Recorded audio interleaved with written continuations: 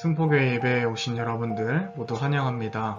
온라인 예배 에티켓에 대한 설명을 드립니다. 예배 10분 전부터 여러분들이 각자 기도로 예배를 준비해 주시기를 바라고요. 성경책은 가능하면 직접 준비하셔서 펼치면서 보시면서 예배를 드릴 수 있기를 바랍니다. 또 온 마음과 정성을 다해 예배 순서에 참여해 주시기를 바라며 다른 화면으로의 전환은 가급적 하지 않는 것을 권해드립니다. 지금부터 주연절 후 6번째 주일 예배, 산상 변모 주일 예배를 하나님 앞에 올려드리도록 하겠습니다.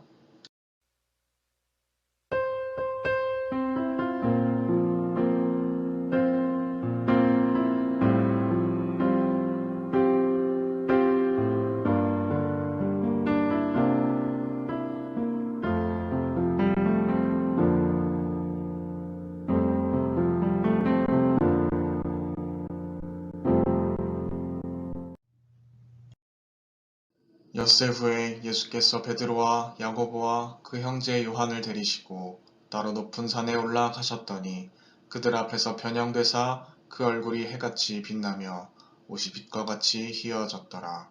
말할 때 호련히 빛난 구름이 그들을 덮으며 구름 속에서 소리가 나서 이르시되 이는 내 사랑하는 아들이요 내 기뻐하는 자니 너희는 그의 말을 들으라 하시는지라. 아멘. 사랑과 은혜가 많으신 하나님 아버지, 산상 변모주의를 맞이하여 저희들을 주님 전으로 불러주시니 감사합니다. 예배하는 저희들의 눈을 열어주셔서 거룩하고 아름답게 변모하신 예수님의 영광을 바라보게 하여 주옵소서. 영광스러운 주님의 모습을 배울 때 우리의 몸과 마음도 새롭게 변화되게 하시고 주님의 영광이 우리 마음에 비추일 때 내 안에 있던 모든 죄와 두려움과 불신이 사라지게 하여 주옵소서. 이 예배를 통하여 그 옛날 제자들처럼 저희들도 예수님을 하나님의 아들이요 나의 그리스도라 고백하는 믿음이 충만하게 되기를 원하오며 예수님의 이름으로 기원하옵나이다. 아멘. 성시교도 하도록 하겠습니다. 전능하신 이 여호와 하나님께서 말씀하사 해 돋는 데서부터 지는 데까지 세상을 부르셨도다.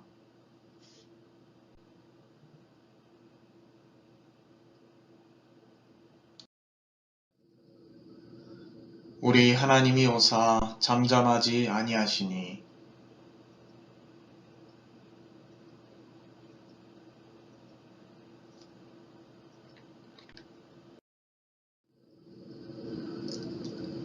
하나님이 자기의 백성을 판결하시려고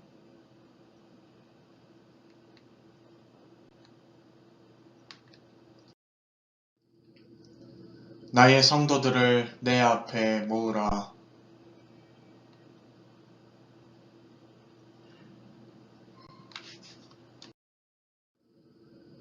하늘이 그의 공의를 선포하리니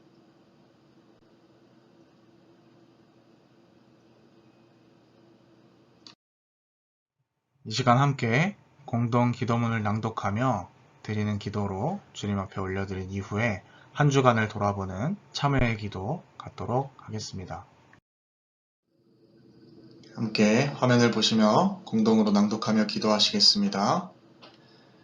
인생의 무거운 짐을 대신 지시는 위로의 주님, 오늘도 저희들은 아프고 상한 심령으로 주님 앞에 서 있습니다. 경건하며 기쁨이 넘쳐나야 할 명절 기간을 지내면서 저희들은 참된 믿음을 지키지 못했고 온전히 하나님을 경외하지도 못했습니다. 오히려 긴 연휴 동안 하나님을 잊은 채로 방탕한 시간들을 보냈습니다. 명절이 되면 더욱 외로워지는 가난하고 불우한 이웃들을 돌아보지 못했습니다.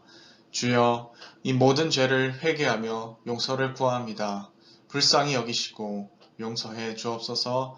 예수님의 이름으로 이 고백의 기도를 드립니다. 아멘. 시간 한 주간을 돌아보며 함께 참여하는 기도 완주에 맞춰 올려드리도록 하겠습니다.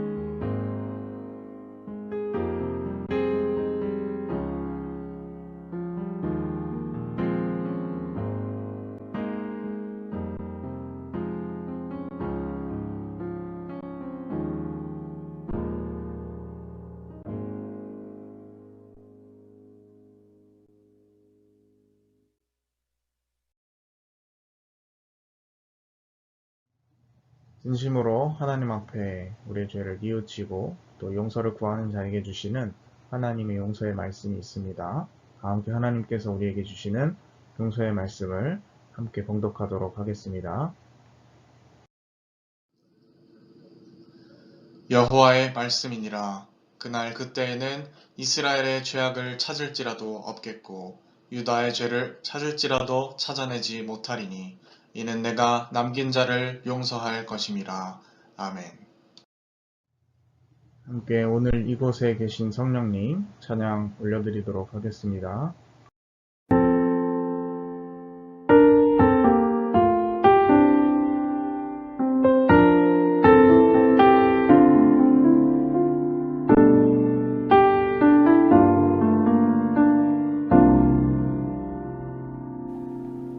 오늘 이곳에 계신 성령님 우리에게 말씀하시고 우릴 가르치소서. 닫힌 우리 맘 열어주시고 주의 빛으로 밝혀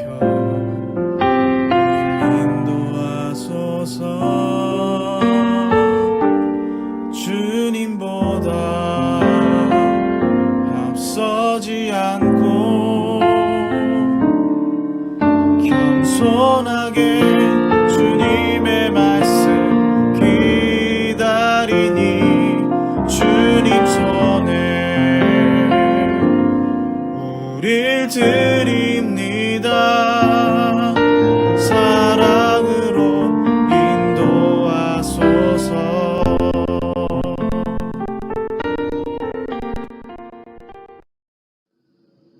오늘 하나님께서 우리에게 주신 말씀은 마가복음 9장 2절에서부터 9절까지의 말씀입니다. 마가복음 9장 2절부터 9절까지의 말씀입니다.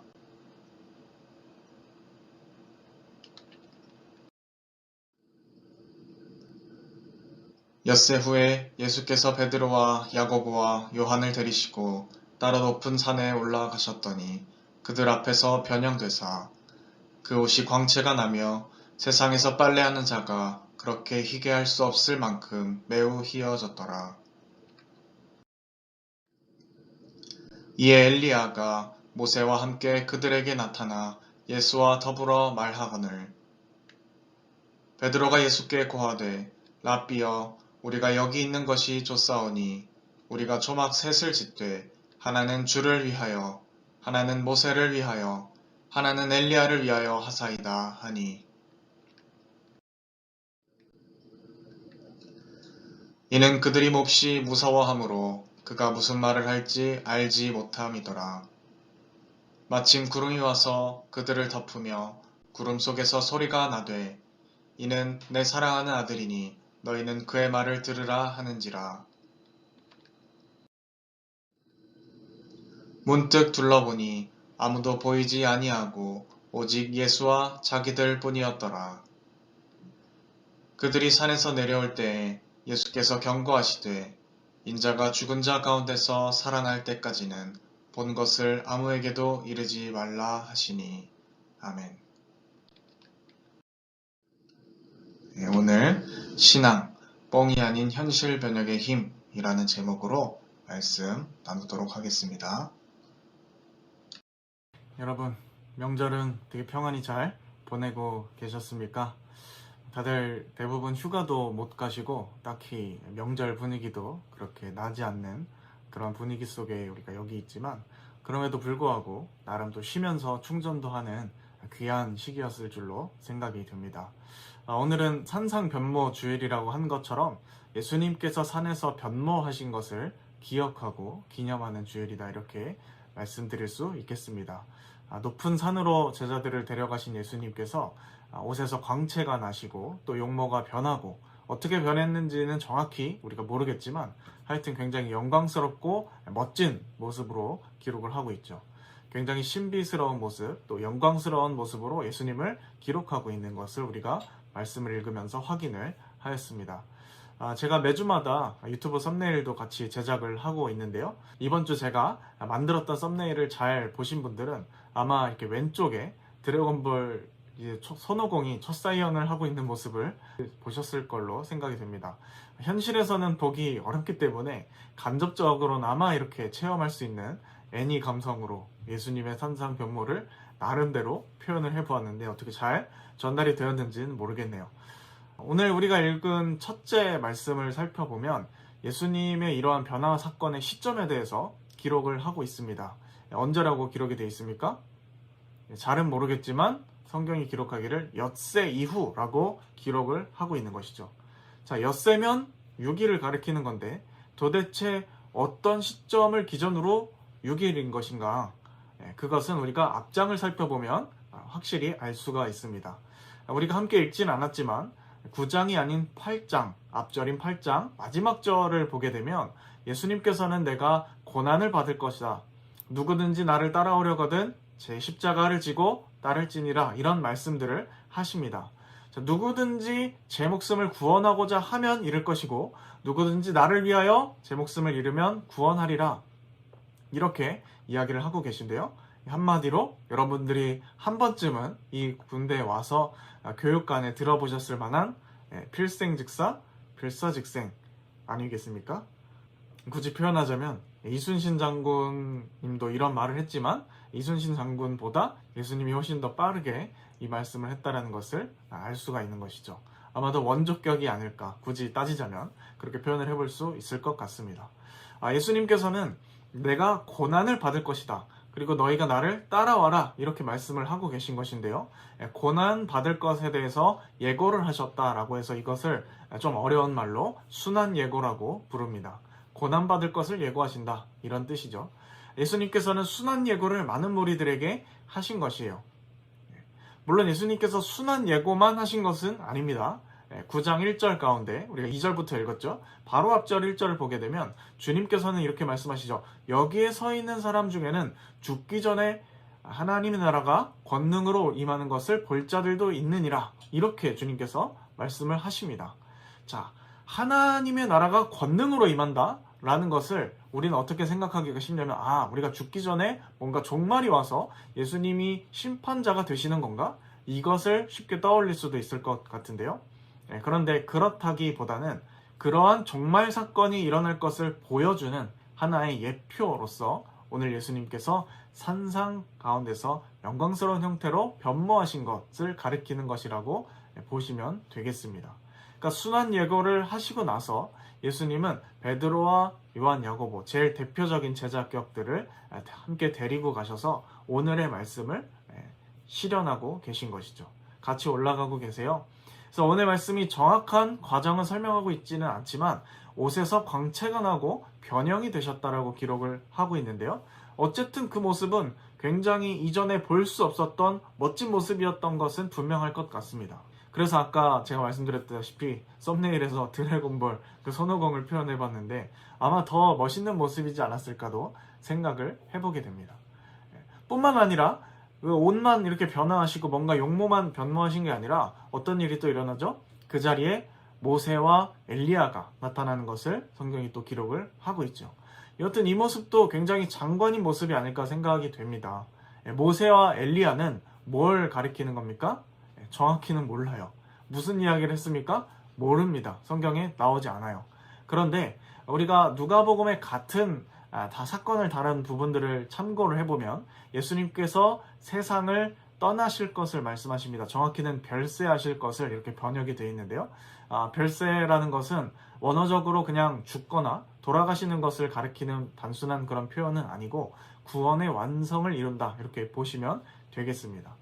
오늘 말씀이 다루지 않기 때문에 이 정도 하고 넘어가도록 할게요. 무튼 큰 틀에서는 주님께서 십자가 죽음을 통해 구원을 완성하시는 것에 대해서 말하고 있다 이렇게 이해하시면 큰 무리가 없을 것 같습니다. 무튼 모세와 엘리야가 나타나서 함께 말을 하셨다는데 왜 뜬금없이 모세와 엘리야가 나왔을까? 좀 궁금하죠? 우리가 예수님이 쓰신 표현들을 잘 살펴보게 되면 율법과 선지자들이 일렀으되 이런 표현들이 등장하게 됩니다. 심심치 않게 등장을 하는데요. 이게 도대체 무슨 뜻이냐? 이걸 알면 모세와 엘리야가 왜 나타나는지를 이해할 수 있어요. 여러분, 모세는요, 율법을 대표하는 인물이다라고 할 수 있겠고요. 엘리야는 선지자들을 대표하는 인물이라고 할 수가 있습니다. 그러니까 성경에서 모세와 엘리야 이런 표현이 나오거나 아니면 율법과 선지자 이런 표현들이 나온다면 그것은 그냥 두 개를 이야기한 것이 아니고 구약 성경 전체를 이야기하는 것이다. 이렇게 보면 됩니다. 그러니까 예를 들면 우리가 일상생활에서 남녀노소 함께 모여 이런 표현을 쓰곤 하는데 이게 단순히 남자와 여자와 노인과 소녀가 소년소녀가 함께 모여 이런 뜻이 아니고 뭘 뜻합니까? 모두가 함께 모였다라는 어떤 관용적인 표현인 것처럼 이 율법과 선지자 혹은 모세와 엘리야가 너에게 어떻게 가르치냐 이 말도 똑같은 의미라는 거예요. 성경이 너에게 뭐라고 가르치니? 이렇게 이야기하는 거죠. 예수님 시대에는 신약 성경이 없기 때문에 구약과 선지자라고 하면 구약 성경 그들이 가지고 있는 성경 전체를 가르쳐서 이야기하고 있는 거다. 이렇게 이해를 하시면 큰 무리가 없을 것 같습니다. 그러니까 그 구약의 지금 대표적인 인물 2명이 나와서 예수님께서 이 세상을 떠날 것을 이야기했다. 별세할 것을 이야기했다. 이것은 무엇을 얘기하냐면 예수님의 고난과 죽으심이 그리고 부활이 정확히 구약 성경 가운데 예언된 하나님의 뜻 안에서 진행된 것이라는 것을 보여주는, 확증하는 것을 이야기하는 거죠. 이 이야기를 들은 베드로와 제자들이 어땠겠어요? 너무나 가슴 벅차고 또 자기가 정말로 제대로 된 스승을 따르고 있다는 사실이 너무나 기쁘지 않았을까요? 그리고 또 동시에 정말로 구약의 레전드급 인물 모세와 엘리야와 예수님이 함께 대화를 나누시는 이 모습을 보면 또 굉장히 경이로운 동시에 공포감을 느꼈을 것 같습니다. 경이와 공포 이것이 함께 공존했던 것 같아요. 그래서 성경이 기록하기를 두려움 가운데 이렇게 말했다고 기록을 하고 있죠. 베드로가 이렇게 말합니다. 모세도 계시고 엘리야 선생님도 계시고 주님 오늘 굉장히 너무 멋지고 영광스러운 모습으로 계신데 우리가 여기에 초막을 짓고 살면 어떨까요? 이렇게 이야기하고 있는 것이죠. 자, 베드로의 심리는 지금 뭔가요? 선생님 우리 예수님이 이렇게 영광스럽고 멋있었던 적은 없었는데 우리가 이 모습 그대로 우리가 같이 잘 살아봤으면 좋겠다. 이런 것이죠. 사실 이 초막을 친다라는 것은 단순히 여기에서 집을 짓고 살자라는 것 이상의 의미가 있습니다. 아마도 유대인들은 이 복음서의 기록을 보자마자 그들의 고유 절기인 뭘 떠올렸을 가능성이 있냐면 초막절을 떠올렸을 가능성이 높다라는 것이에요. 초막절이 뭐냐면 그들의 조상들이 자신의 생존과 운명을 오롯이 하나님께 맡기고 절대적인 구원 역사를 그들의 역사 가운데서 경험한 사건, 그것을 기념하는 절기거든요. 그것은 바로 출애굽 사건입니다. 구약 성경에서 가장 빅 이슈, 빅 에피소드라고 따진다면 출애굽이죠. 뭐니 해도 출애굽 사건일 것입니다. 그래서 이 출애굽 사건을 근거로 하는 6월절, 7.7절과 함께 더불어서 초막절을 정하고 지킴을 통해서 그들은 구원자 하나님 그리고 하나님의 백성이라는 자신들의 정체성, 우리는 하나님의 언약 백성이다 라는 것을 상기하고 확인해내려고 무진애를 썼다라는 것입니다. 그래서 보통은 한 해 농사를 마치고 추수할 것을 이렇게 곡간에 곡식들을 저장하고 나면 든든한 마음으로 나머지를 즐기면서 나머지 해를 즐기고 여유롭게 보낼 수 있을 것 같은데 이스라엘 백성들은 딱 그 시기에 집집마다 초막을 짓고 밤을 지새우면서 자기들이 출애굽하면서 광야를 통과했던 그 기억, 광야 사막을 하나님의 인도하심을 따라 이동하고 또 초막을 치고 이동하고 천막을 치고 이동하는 그때 그 시절의 그 기억들을 재현해내면서 기억하기로 애를 썼다라는 것이죠. 그러니 이 초막절이라는 것은 자신들이 하나님의 백성이라는 이 언약관계를 기억하고 갱신하는 일종의 장소고 시간이었다라는 것입니다. 그래서 베드로가 지금 초막을 짓겠다라는 것은 이곳이 하나님이 계신 곳이고 이곳에서 일어난 사건이야말로 너무나 역대급 상징적인 하나님의 구원 역사를 드러내는 그런 사건이기 때문에 우리가 여기에서 초막을 짓고 이날을 마치 초막절처럼 기념해야겠습니다 라는 의미이기도 하다라는 것이죠. 자, 그런데 베드로의 이 말에 예수님이 도대체 어떻게 반응을 하셨을까요?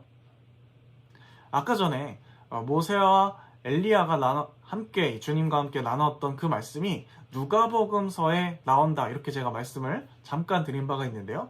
그리고 거기에서 별세라는 표현이 쓰였다, 이렇게 말씀을 또 드렸습니다. 그런데 여기서 쓰인 별세라는 이 번역된 이 표현이요, 사실은 원어에서는요 출애굽의 이 원어와 같다라는 것입니다.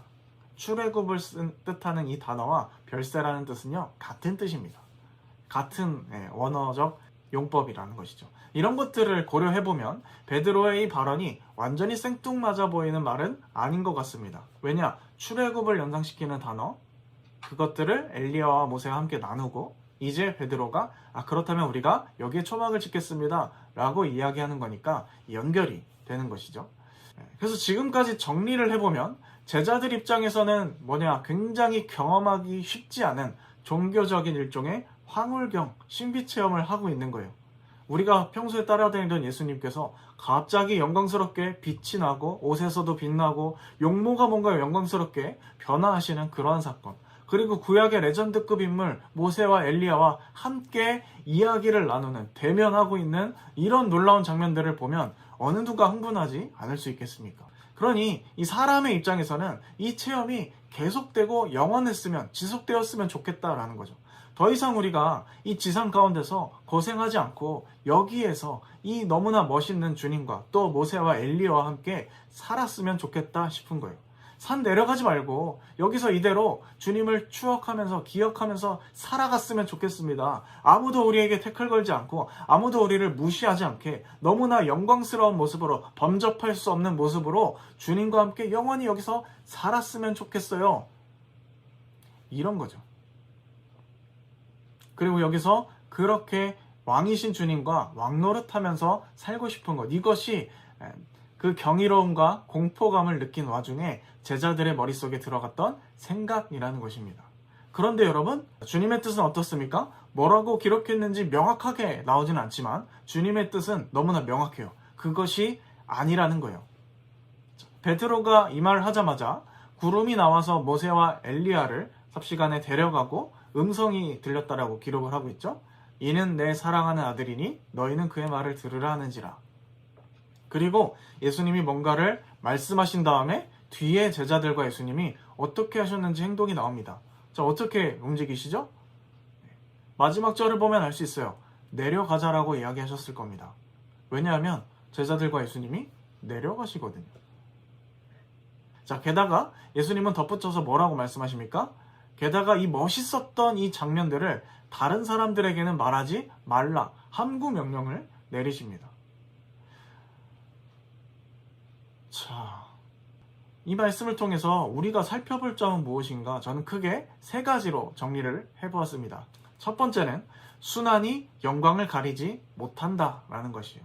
오늘 예수님께서 변화하신 이 사건은요, 결국엔 예수님께서 이 땅에서 처절하게 고통받으시고 이 땅의 문제들을 해결하시느라 결국엔 십자가에서 죽기까지 하시지만 예수님은 원래 그저 그런 나약한 힘없는 그런 분이 아니시라 사실은 하나님의 아들이시고 굉장히 영광스러운 분이었다라는 것을 여지없이 보여주고 있는 것이죠.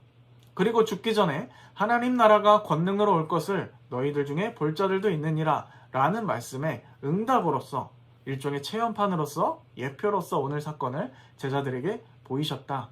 이렇게 볼 수 있겠습니다.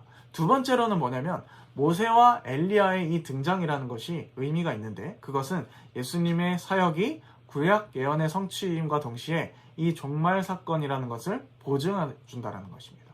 아까 잠깐 이야기를 했지만 모세와 엘리야가 율법과 선지자를 대표하고 이게 결국 구약 성경 전체를 이야기하는 것이다 말씀을 드렸죠. 그 둘이 예수님의 사역에 대해서 이야기를 한다는 건 결국엔 이게 성경 말씀이 성취되는 것이다 라는 것을 보여주는 것이라는 거예요. 구약을 넘어서서 그리고 더 나아가서 뭐냐면 이것은 종말의 때 세상의 마지막에 하나님의 뜻이 완전히 드러날 것인데 그런데 그것이 바로 예수 그리스도 안에서 먼저 이루어졌다. 이 이야기를 하고 있는 거예요.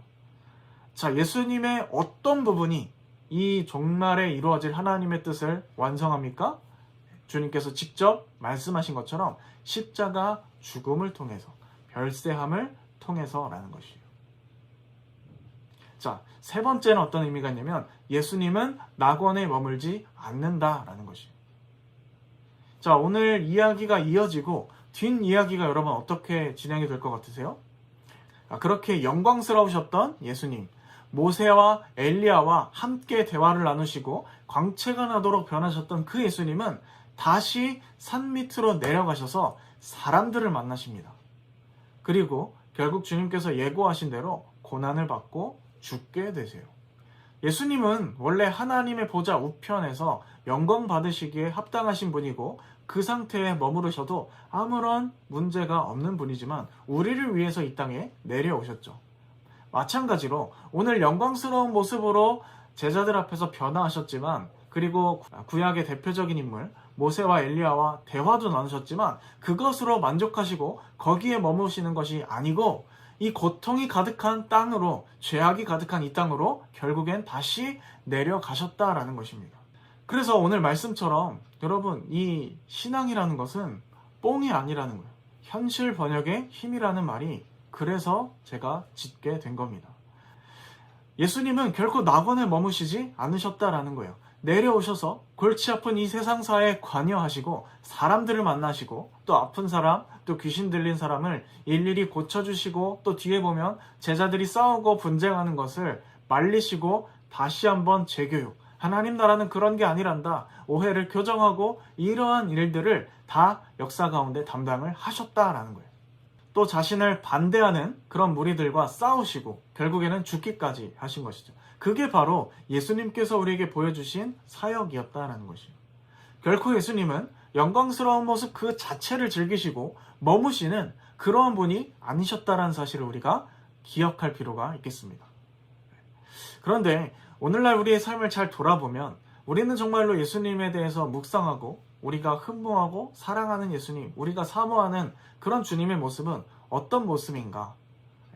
우리는 너무 그 하나님의 영광의 모습, 하나님의 아들로 영광스러우시고 멋지시고 전능함이 넘치시고 그 권능의 하나님, 그 측면만 골라서 묵상하고 있지는 않은가? 일종의 편식을 하고 있지는 않은가? 생각해 볼 필요가 있다는 것이죠. 적어도 오늘 본문 말씀 안에서요, 예수님의 영광스러움이라는 것은 그 상태 자체에 머무르는 것이 목적이 아니었다라는 것을 기억하면 좋겠습니다. 예수님을 따르겠다는 우리는요, 베드로처럼 적어도 이 상태가 너무 좋으니까 여기에 머물렀으면 좋겠다, 여러분 이 생각은 지양하셨으면 좋겠어요. 이것은요, 일종의 현실 도피라는 것이죠. 예배 때 하나님이 나를 만나주시고 또 찬양 중에 하나님의 영광의 어떤 그런 기운에 휩싸이는 그런 종교적인 황홀감이 우리가 느낄 수 있습니다. 예배를 하다 보면 충분히 우리가 그것들을 경험할 수 있죠. 감사함으로 그것을 받으면 됩니다. 그런데 그래서 이 예배 너무 좋다, 그래서 세상으로 가지 않고 여기에 있고 싶다, 여러분 이것이 인간의 또 숨겨진 본능이라는 것이에요. 그러나 하나님의 뜻은 그것이 아니다 이 말이에요. 하나님의 뜻은요, 예수님처럼 결국 세상으로 내려가는 것, 산 밑으로 내려가서 그 일들을 담당하는 것에 있다라는 사실을 꼭 잊지 않으시기를 바랍니다. 여러분 요새 심심치 않게 종교 중독이라는 말을 사용을 하고 있습니다. 생소하신 분들도 있을 것 같은데요. 다른 중독이 있는데 종교 중독이라는 건 뭐냐? 아니 예배 열심히 드리면 좋은 거 아닌가? 왜 거기에 굳이 중독이라는 표현을 붙여야지? 이렇게 의아하신 분들도 있을 텐데요. 종교 중독이라는 것은요, 다른 것이 아닙니다. 주님은 우리에게요, 성경은 우리에게 이 현실을 더 철저하게 살아갈 것을 명령하고 그 사명을 우리에게 부여하고 계시는데, 인간의 잘못된 본성이 종교 그 자체를 일종의 문화로서 향유하고 즐기고 그것들을 누리기만 할 것을 머물기를 원한다라는 것이죠. 그리고 현실의 많은 골치 아픈 부분들은 눈 감게 마비시켜버리게 만든다는 것, 마치 마약처럼.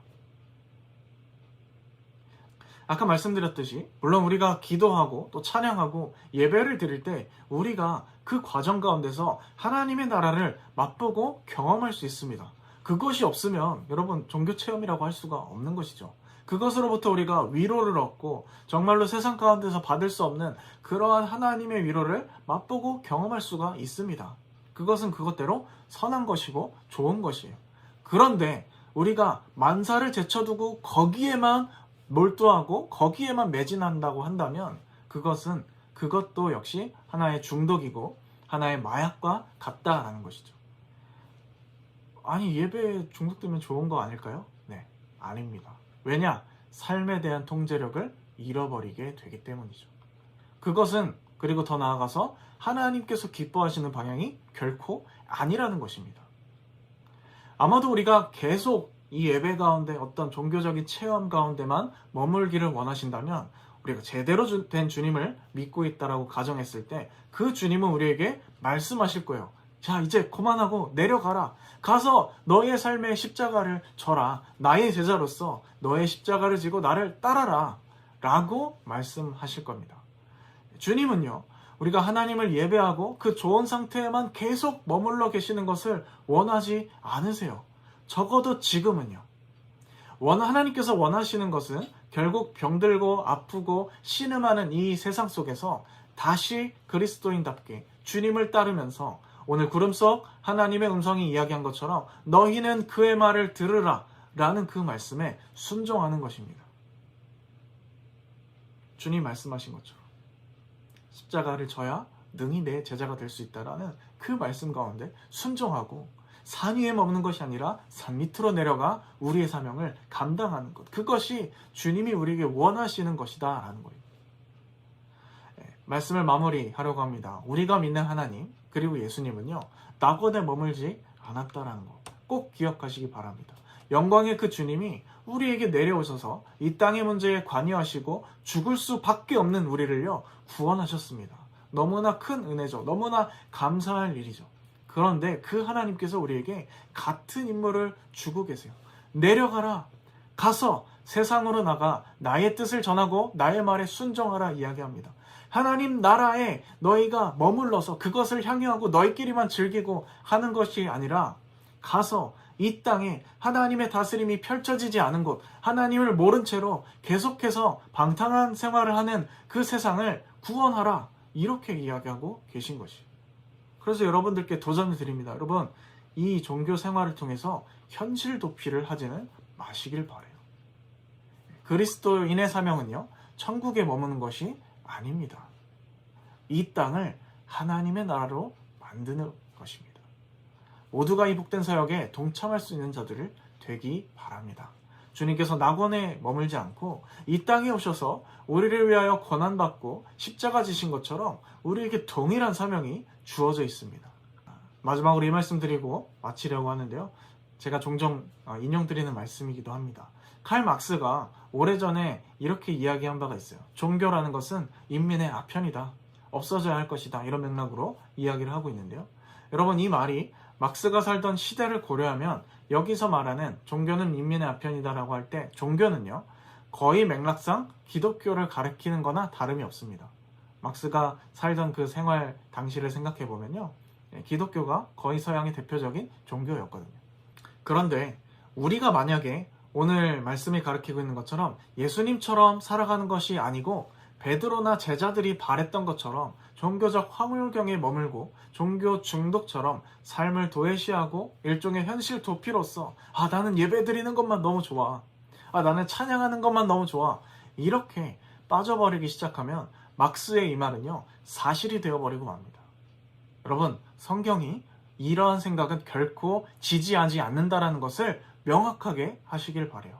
여러분, 기독교는 아편으로서 우리에게 주시지 않았습니다.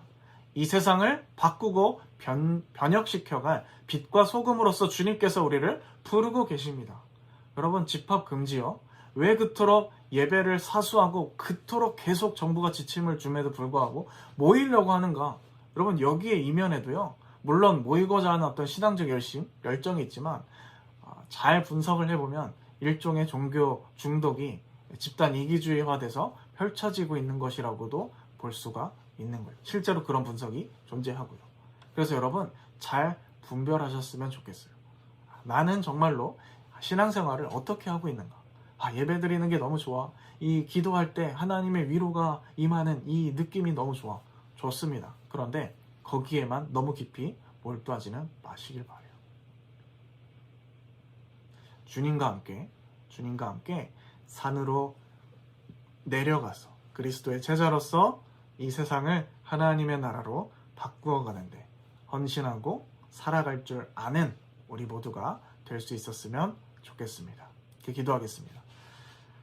하나님 아버지 감사합니다. 오늘 산상 변모주일 사건을 맞이하여서 주님께서 영광스러운 모습으로 변모되신 사건, 그리고 함께 일어난 일이 어떤 의미가 있는지 살펴보았습니다.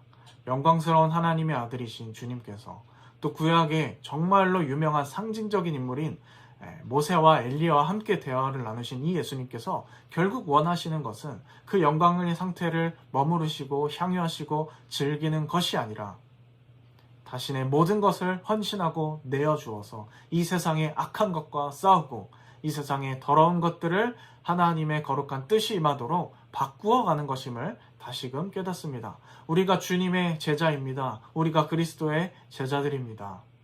우리에게 주어진 영광스러운 하나님을 섬기는 이 일들을 예배하는 것 그 자체, 그 영광스러운 상태에 머무르는 것 그 자체만 하지 않게 도와주시고 용기 있게 산 밑으로 내려가 이 땅에 하나님 나라답지 못한 부분을 하나님 나라로 만들 수 있는 변혁의 일꾼들이 다 될 수 있도록 인도하여 주옵소서. 저희들에게 힘이 없습니다. 그렇기에 영광스러운 주님께서 힘을 주셔야만 감당할 수 있사오니 하나님 기도하고 우리의 부족함을 주님 앞에 내어놓을 때마다 우리의 삶 속에, 우리의 예배 속에 작은 변화산 사건을 늘 경험하게 하시고 그 힘을 바탕으로 성령의 힘을 의지하여 이 땅을 하나님 나라로 점차 바꾸어 나갈 수 있는 저희들이 될 수 있도록 함께하여 주옵소서. 주님께서 인도해 주실 줄 믿사오며 예수님의 이름으로 기도드립니다.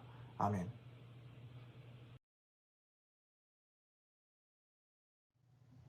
준비하신 예물 올려드리면서 함께 찬양 드리도록 하겠습니다. 아래 계좌번호는 참고하셔서 자발적으로 자유껏 하시면 되시겠습니다. 나를 통하여 찬양 드리시면서 말씀 앞에 결단하고 그 삶을 하나님 앞에 올려드리도록 하겠습니다.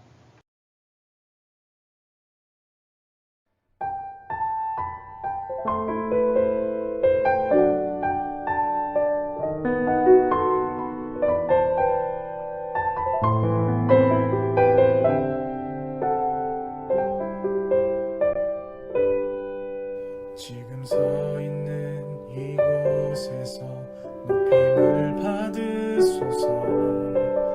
내가 밟는 땅 주님의 땅이니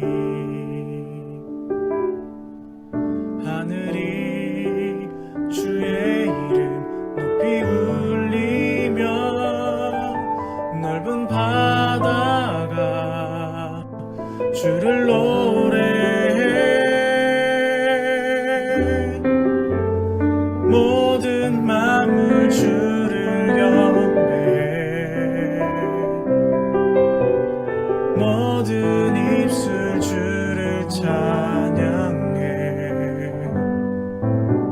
천지를 만드신 만물의 통치자 높임을 받으소서. 내 평생에 주의 이름 높이며 어느 곳에서든지 주님을 예배하리라. 내가 밟는 모든 땅 아버지의 영광이 선포되라 하리. 찬양하며 주님을 예배할 때 하늘 가득한 주의 영광 보리라. 나를 통하여 나의 입술을 인하여 주의 이름 높임을 받으소서.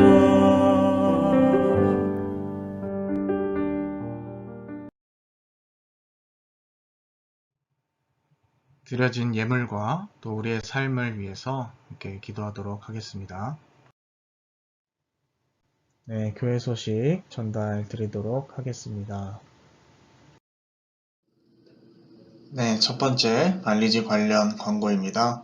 지난 주일 설교 내용이 누락됨으로 인해서 잠시 복구를 완료를 했었는데 그게 다시 전파가 좀 잘 매끄럽게 되지 않은 관계로 마일리지 관련된 조금 애로사항이 있었던 것 같습니다.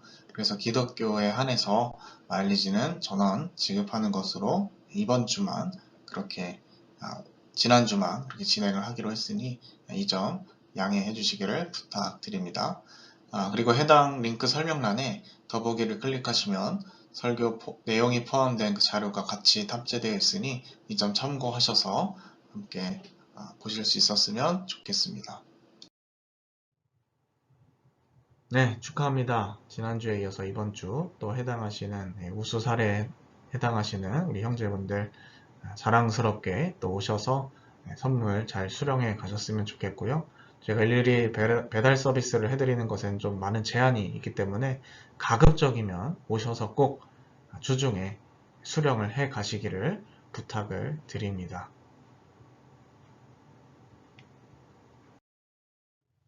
네, 축도로 모든 예배 순서 마치도록 하겠습니다.